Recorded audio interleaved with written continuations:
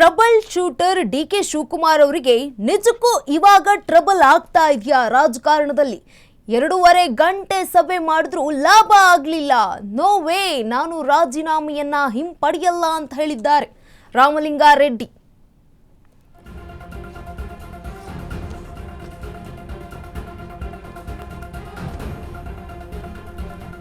ಎರಡೂವರೆ ಗಂಟೆ ಸಭೆ ಮಾಡಿದ್ರು ಲಾಭ ಆಗಲಿಲ್ಲ ಡಿಕೆ ಶಿವಕುಮಾರ್ ಅವರಿಗೆ.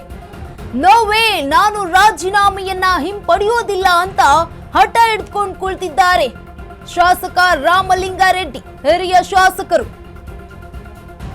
ರಾಮಲಿಂಗಾರೆಡ್ಡಿ ಮನವೊಲಿಕೆಗೆ ಹೈಕಮಾಂಡ್ ಈಗ ಎಂಟ್ರಿ ಕೊಟ್ಟಿದೆ. ರಾಮಲಿಂಗಾರೆಡ್ಡಿಗೆ ಉಸ್ತುವಾರಿ ಸುರ್ಜೇವಾಲಾ ಬುಲಾವನ್ನ ಕೊಟ್ಟಿದ್ದಾರೆ.